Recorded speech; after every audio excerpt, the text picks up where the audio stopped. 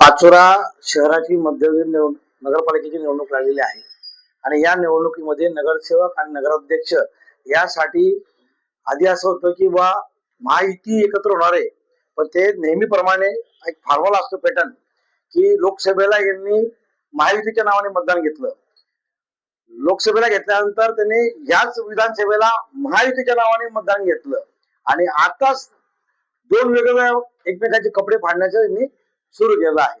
जसं आपण सांगितलं की लोकांना वेडं बनवायचं, त्यांना फक्त द्यायचं काही नाहीये, फक्त वेडं बनवायचं आणि आम्हाला मतदान रूपी तुम्ही आम्हाला आशीर्वाद द्या अशा पद्धतीने वल्गना करण्याचं काम त्यांचं आहे. त्यांनी सांगितलं की जे आंदोलन आम्ही परवा दिवशी जे आंदोलन केलं महाविकास आघाडीच्या माध्यमातून, त्या आंदोलनाचा मुद्दाच तो होता की जिरायत तुम्ही जिरायत तालुक्यामध्ये तर ही चूक झालेली आहे की तुम्ही बागायत लोकांना का अन्याय करतात आणि अनेक ठिकाणी 95 करामध्ये भेदभाव का झाला.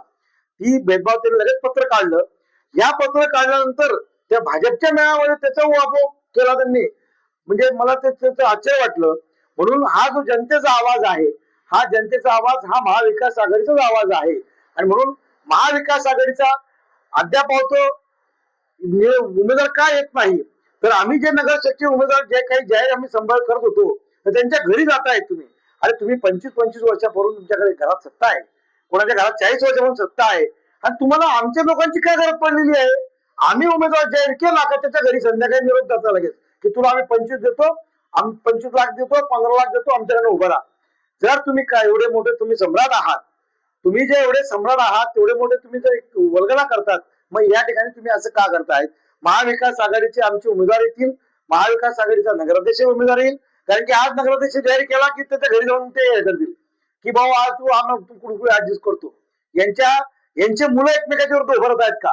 माझं आव्हान यांना, जर एक खरोखर जनतेच्या यांची लढाई असेल तर यांनी एकमेकाच्या परिवाराच्या विरोधात 25 वर्षापासून एकमेकाच्या विरोधात फक्त नगराध्यक्ष उमेदवार आहे म्हणून, पण नगरसेवकला यांच्या विरोधात एकमेकाच्या विरुद्ध का उभं राहत नाही, का कार्यकर्त्यांच्या बळी येत आहेत. हा सगळा विषय आम्ही नगरपालिकेच्या निवडणुकीमध्ये घेऊ आणि म्हणून ही मूठ जी आहे आमची जी ताकद आहे, हा आम्ही जनतेचा आवाज आहे. माझं नागरिकांना आव्हान आहे, तळमळीचं आव्हान आहे की काँग्रेस असेल, उभाटा असेल, सेना, राष्ट्रवादी काँग्रेस, शरद पवार गट असेल, मनसे आमच्या बरोबर आहे आणि हे सगळे पक्ष मिळून आम्ही एक मूठ तयार करतो आहे आणि ही जी ताकद आहे हा जनतेचा आवाज आहे. आम्ही जनतेच्या आशीर्वादाने, जनतेच्या भरोशावर आणि जनतेसाठीच निवडणूक लढतो आहोत. आम्ही एकमेकांचे कपडे, यांचे कपडे नंतर रणधुमाचे मुद्दे येतीलच समोर, म्हणून आमच्या पाठीशी नागरिकांनी उभे राहावं असं मी जाहीर आपल्या माध्यमातून आवाहन करत आहे.